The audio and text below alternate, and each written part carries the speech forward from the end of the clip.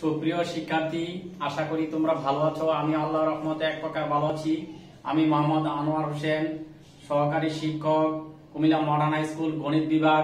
আজ তোমাদের জন্য ফাংশন নবম দশম শ্রেণীর উচ্চতর গণিত বিষয়ের ফাংশন বিষয় নিয়ে আলোচনা করব। এই আসো, আজ ফাংশন বলতে ফাংশনের শুরুতে আমরা এই অধ্যায়ে আমরা একটা সৃজনশীল নিয়ে আলোচনা করছি, যে সৃজনশীলটা তোমাদের এই অধ্যায়টার সম্বন্ধে পরিপূর্ণভাবে হেল্পফুল হবে। এর জন্য আমাদের প্রথম জানতে হবে ডোমেন কাকে বলে। ডোমেন বলতে আমরা বুঝি এক্স এর যে সকল বাস্তব মানের জন্য এফ অফ এক্স এর বাস্তব মান পাওয়া যায় সেগুলো হচ্ছে এক্স এর এফ অফ এক্স এর ডোমেন। এক্স এর যে সকল বাস্তব মানের জন্য এফ অফ এক্স এর বাস্তব মান পাওয়া যায় সেগুলো হচ্ছে এফ অফ এক্স এর domain.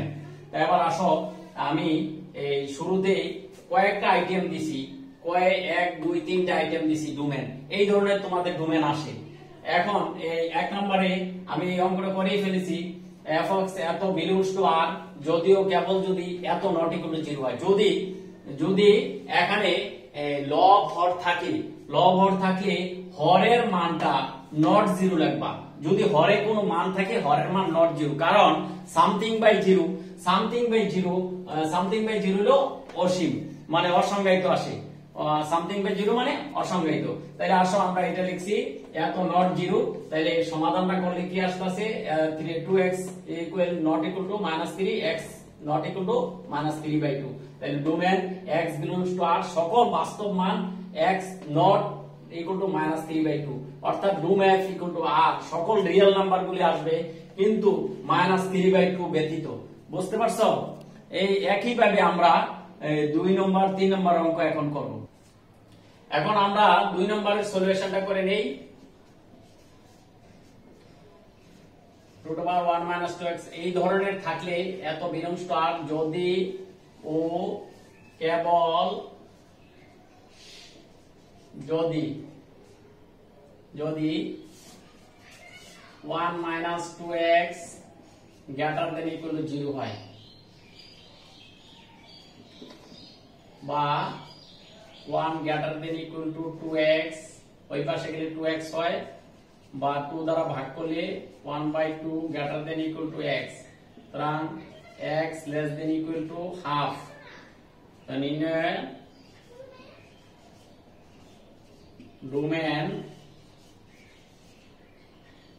Domain gx equal to x belongs to r, x less than equal to half।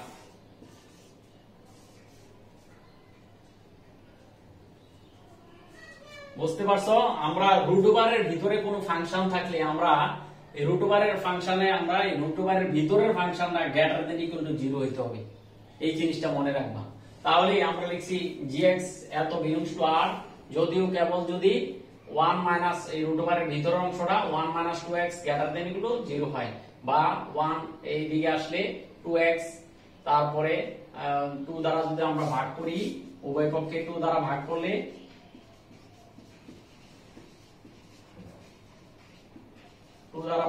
পাই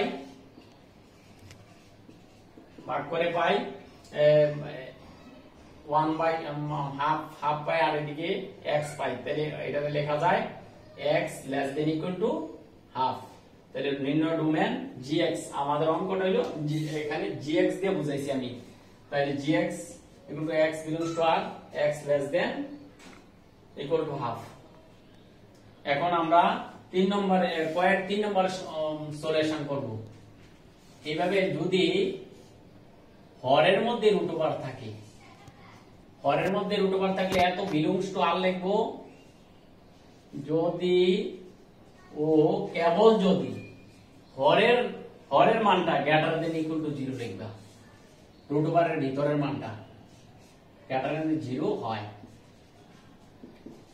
বা 2x greater than 0 greater than 1, বা x greater than equal to half। সুতরাং নির্ণয় domain px x belongs to R, x greater than half. যদি root ওভারের ভিতরে কোনো হরের মধ্যে রুট ওভারের ফাংশন থাকে তাইলে আমরা রুট ওভারের ফাংশনটা লিখবো গ্রেটার দেন ইকুয়াল টু 0। তাহলে এখন 2x ইকুয়াল টু 1 হয়, তাহলে আমাদের এখানে কি হয়, এই 2 দ্বারা ভাগ করলে x greater than equal to half. নির্ণয় ডোমেইন px, আমরা p এর করছি px equal to x belongs to R such that x greater than half। বুঝতে পারছো? জানেন না নাকি? ফাংশনটি কতে আছে, ফাংশনটি একক কিনা তা যাচাই। ফাংশনটি f of x ফাংশনটি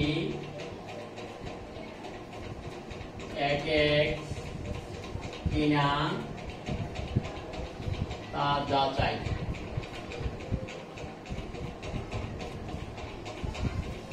দেখো আমরা এক এক ফাংশন কিনা এটা আমরা যাচাই করব। তাইলে আমরা শুরুতে আমরা ধরে নেই, মনে করি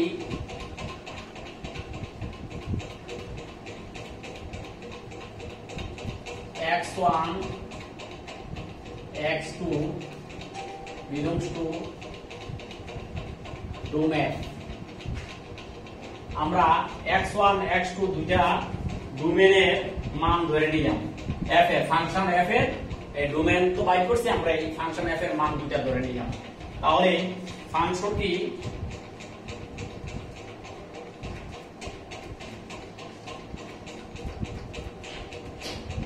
এক এক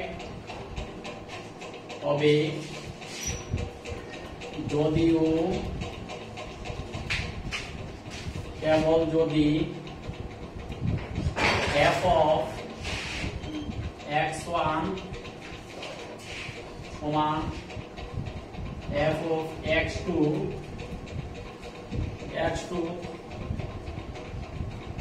হলে x1 সমান x2 হয়।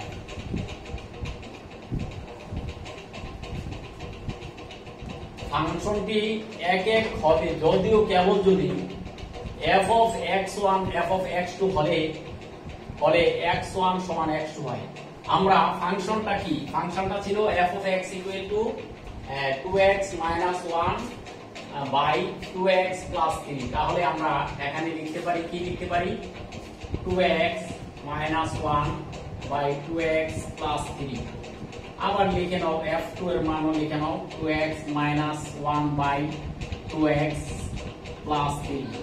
দেখো এখানে x1 আছে, তো আমরা x1 দিয়ে দেই, এখানে আছে x2, তো x2 দিয়ে দাও। এই মানটাই f of x1, f of x এর রাশিটা তো 1, f of x1 বসাইছি, আবার f of x এর জায়গায় f of x2 বসাইছি, বসাই দুইটার সমান সমান হয়। তাহলে আমরা এবার আর গুণ করে নেই, 2 of x1 plus 3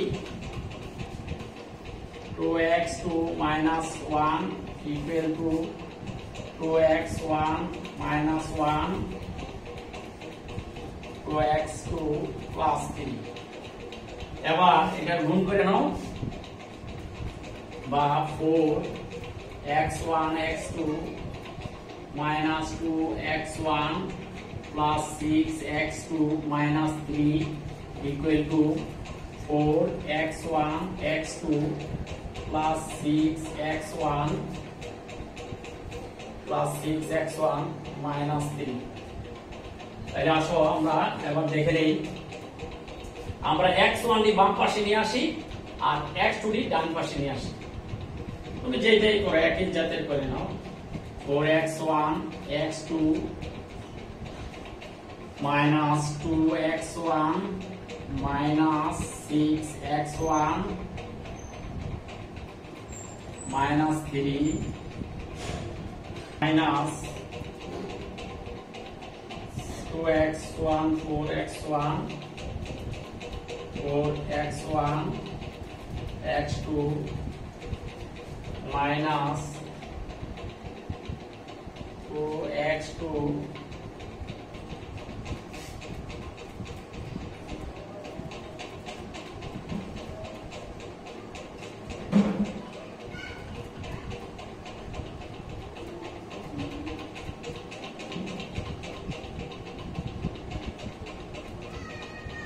দেখো আমরা আর গুণ করে নিলাম, এখানে আর গুণ করে হিসাব করে আমরা x1 গুলি বামে রাখলাম আর x2 টি ডানে নিয়ে আসবো।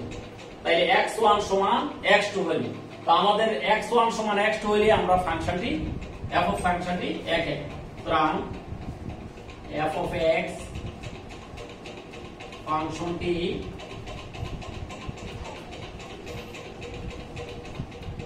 এক এক ফাংশন। তাহলে আমরা এখানে এক এক ফাংশন পাইলাম। বুঝতে পারছো সবাই? এটা কিভাবে করছি, আমরা যদি আমরা ধরি ab ধরি তাহলে হবে x1 x2 ধরছি, সমস্যা নেই, ঠিক আছে। আবার দেখো আমি অঙ্কটা আবার ভালো করে বুঝে যাই, ফাংশনটি এক এক কিনা তা যাচাই। তো আমরা যে কোনো দুইটা এলিমেন্ট ধরব, আমরা ধরছি মনে করি x1 x2 belongs to domain f এর উপাদান, তাইলে ফাংশনটি এক এক হবে। যদিও কেবল যদি এত ইকুয়াল এত হলে এত x1 সমান x2 হয়, বা এর জন্য লিখতে পারো, এর জন্য x1 সমান x2 হয়। তাইলে আসো এবার আমরা f অফ x1 এর জায়গা f অফ x এর জায়গায় f অফ x1 বসাইলাম, এটা পেলাম। f অফ x এর জায়গায় f অফ x2 বসাই, এটা পেলাম। আর গুণ করলাম, পরে আমরা 1 গুলি বামে রাখলাম, 2 গুলি ডানে নিলাম, তাহলে x1 সমান x2 হলো। তাহলে ফাংশনটি এক এক। আশা করি সবাই বুঝতে পারছো। তাইলে আবার আসো গতে ফাংশনটি বিপরীত বা ইনভার্স ফাংশন বা f অফ x বা f inverse 5, f inverse 2, f inverse 3 এই ধরনের চাইতে পারে। তাইলে আমরা f ইনভার্স 2 মানে বিপরীত ফাংশন, f ইনভার্স 5 মানে বিপরীত ফাংশন দেখছি। তাইলে আমরা শুরুতেই ফাংশনটি বিপরীত ফাংশন বা ইনভার্স ফাংশন কিনা আমরা দেখে নিই। মনে করি y equal to f of x equal to 2x minus 1 by 2x plus 3। এখন y equal to f of x বা f of x equal to y লিখতে পারি, বা আমরা যদি f ইনভার্স দ্বারা গুণ করি,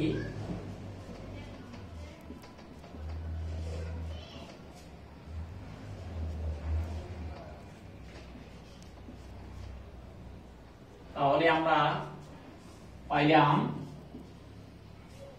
x equal to f inverse of y। আমরা শুরুতে y equal to f of x এই রাশিটা y ধরে নিলাম, ধরে নিয়ে আমরা y equal to f of x লিখলাম, লিখে f of x equal to y লিখতে পারি। আমরা উভয় পক্ষে f ইনভার্স দ্বারা গুণ করলাম, f ইনভার্স আর f এ কাটা, f ইনভার্স মানে নিচের f, ঠিক আছে, নিচে চলে যাবে, তাহলে f আর f এ কাটা গেলে থাকে x equal to f inverse of y। আশা করি বুঝতে পারছো। এবার আসো আবার y equal to 2x minus 1 by 2x plus 3 এটা ধরলাম, এটা তো দেওয়া ধরে নিছি। আবার এটার মধ্যে আমি x এর মানটা বাইর করব, বা 2x plus 3 into y equal to 2x plus minus 1 বা 2xy plus 3y equal to 2x minus 1 বা 2xy minus 2x equal to minus 1 minus 3y বা x কমন নিলে 2y minus 2 equal to minus 1 মাইনাসটা common নিলে 1 plus 3y বা আমরা লিখতে পারি বা x equal to লিখতে পারি minus 1 plus 3y তারপরে এখানে যদি আবার মাইনাসটা আমরা কমন নিই 2 মাইনাস 2y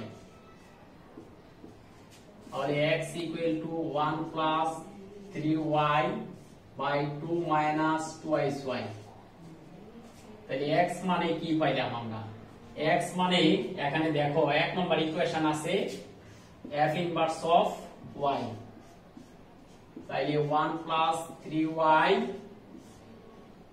2 minus 2y তাইলে দেখো এখানে 1 নং হতে পাই 1 নং হতে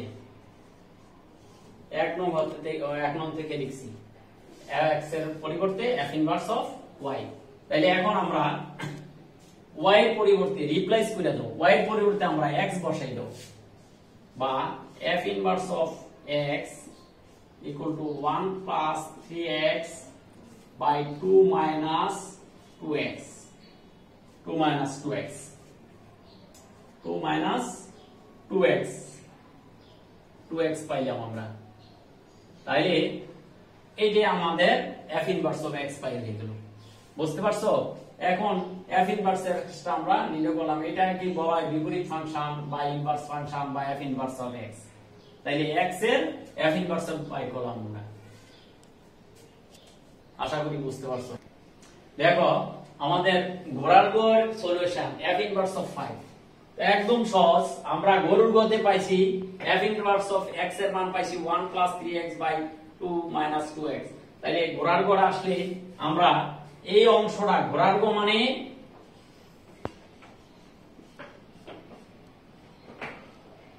এই ঘোড়ার গড় আসলে গরুর গড় প্লাস গরুর গড় পরে আনবো গ করব গ সম্পূর্ণ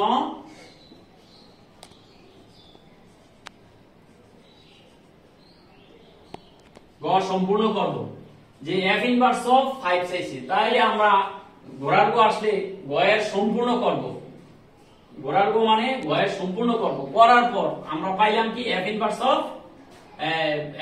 x এই পাইলাম তাইলে আমার মানটা এখন কত f ইনভার্স অফ 5 তাইলে মান বসাই দাও f inverse of 5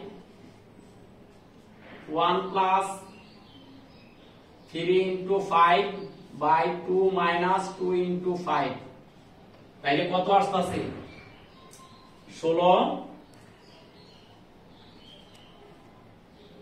তাইলে যা আসে তা হিসাব করি 1 plus 15 by 2 minus 10 16 by minus 8 minus 2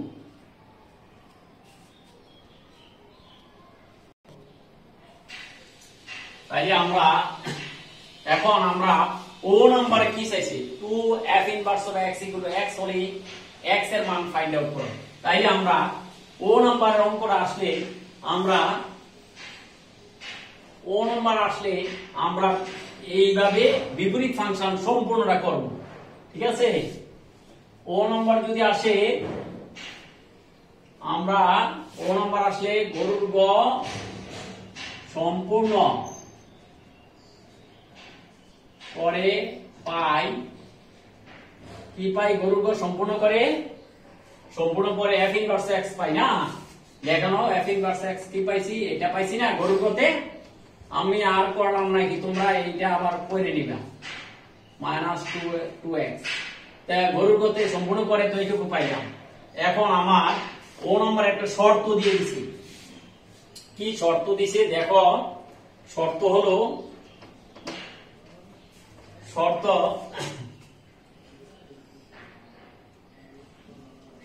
আছে শর্ত মতে 2f inverse of x equal to x তাই আমরা ও নম্বরে আমরা গরুর গতে কি পাইছি f ইনভার্স x এই মানটা পাইছি না মানটা বসাই দাও 1 plus 3x by 2 minus 2x x বা এই 2 দ্বারা গুণ করো 2 plus 6x equal to 2x minus 4x square বা 4x square plus 6x minus 2x plus 2 equal 0 বা 4x, তাইলে এখানে 2x স্কয়ার হবে, 2x স্কয়ার। তাইলে আমরা এখন 2টা কমন নাও, 2 কমন নিলে x square plus 2x plus 1 equal to 0 বা x square plus 2x plus 1 equal to 0 বা আমরা এটা লিখতে পারি x plus 1 whole square equal to 0। দেখো a square plus 2ac plus b square, তাইলে সূত্র পড়লো বা x প্লাস 1 ইকুয়াল টু 0 বর্গমূল করলে বা x ইকুয়াল টু -1, তাইলে x এর মান পাইলাম কি, x ইকুয়াল টু -1। x এর মান নির্ণয় করো, তাহলে অ্যানসার x ইকুয়াল টু -1। আশা করি বুঝতে পারছো। এখন আমরা 6 নম্বরে ফাংশনটি সার্বিক বা অনটো কিনা তা যাচাই। এখন 6 নম্বরে আমরা ফাংশনটি f of x ফাংশনটি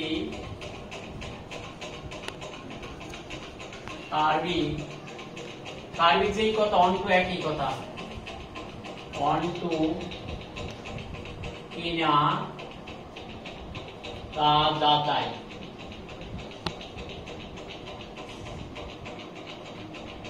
এই আসো মনে করি আমরা ওই গরুর গতে যেভাবে করেছিলাম, মনে করি আমরা পূর্ব f ইনভার্স x বাই করার জন্য এইভাবে করেছিলাম, ঠিক ওইভাবেই করে নাও। মনে করি y equal to f of x 2x minus 1 by 2x plus 3 বা সুতরাং f of x আমরা লিখতে পারি 2x minus 1 by 2x plus 3, এটা লিখতে পারি। আবার লিখতে পারি y equal to 2x minus 1 2x plus 3। আমরা গরুর গতি যা করছিলাম f ইনভার্স x যেভাবে বের করছিলাম ঠিক এইভাবে আবার এই অংশটা করে নিব, 2x plus 3 into y 2x minus 1 বা 2x y plus 3y equal to 2x minus 1 বা 2x y minus 2x minus 1 minus 3y বা x কমন নিলে 2y minus বা x equal to minus 1 plus 3y minus common নিলে 2 minus 2y, তাহলে x এর মান পাইলাম কি আমরা, সুতরাং x এর মান পাইলাম 1 plus 3y by 2 minus 2y। এই মানটা আমরা f of x এর রাশিতে যদি বসায় যদি আমরা y মানটা পাই তখন এটা ফাংশনটি সার্বিক বা অনটো হবে। যদি y পাই, যদি y না পাই তাহলে ফাংশনটি সার্বিক বা অনটো হবে না। আমি কিন্তু সৃজনশীল কিন্তু চ পর্যন্ত হয় না, তোমাদের বোঝার সুবিধার্থে এই অধ্যায়টা প্রকৃতভাবে বোঝার জন্য আমি এই চ পর্যন্ত দিয়ে একটা সৃজনশীলের ধারণা দিয়ে পুরোটা অধ্যায়ে বেসিকটা তুলে ধরছি। বুঝতে পারছো না যে স্যার সৃজনশীল কি চ পর্যন্ত হয়নি? না, সৃজনশীলে চ পর্যন্ত হয় না। সৃজনশীলে গণিতের সৃজনশীলে উচ্চতর গণিতের সৃজনশীলে ক খ গ পর্যন্তই থাকে। তোমাদের যে কোনো আইটেম আসতে পারে এইভাবে, তো তোমরা এইভাবে যে কোনো আইটেম আসবে। এখানে এই খ এক এক ফাংশন আসলে বিপরীত ফাংশন আসবে না, বিপরীত ফাংশন আসলে ইনভার্স আসবে না, এই f ইনভার্স 5 আসবে না, এটা আসলে যে কোনো একটা অংশ আসবে। আবার অনটো আসলে সার্বিক আসবে না, একই কথা। তো এইভাবে তোমরা বুঝে নিবা, ঠিক আছে? তোমাদের বোঝার সুবিধার্থে স্যার এইভাবে তোমাদেরকে অঙ্কটা তুলে ধরছি। এখন আমরা এই x এর মানটা এখানে নিয়ে বসাই দেব, বসাই দিলেই ফলাফলটা পাওয়া যাবে। দেখো আমরা এই অঙ্কটা x এর মান পাইছি, এটা এই মানটা বসাই দাও f of x এর স্থলে, x এর স্থলে বসাই দাও 1 plus 3y by 2 minus 2y। বসাইলে কি হয় দেখো, 2 x এর স্থলে 1 plus 3y by 2 minus 2xy, 1 plus 3y by 2 minus 2xy plus 3। বুঝতে পারছো তোমরা? আমি x এর স্থলে x এর মানটা বসাইছি, বসে যদি অঙ্কটা আমি y রেজাল্ট পাই তখন বলবো ফাংশনটি অনটু বা সার্বিক, y না পাইলে বলবো ফাংশনটি সার্বিক বা অনটু নয়। বুঝতে পারছো? এবার এটার সমাধান করে নাও। সমাধান করলে কি হয়?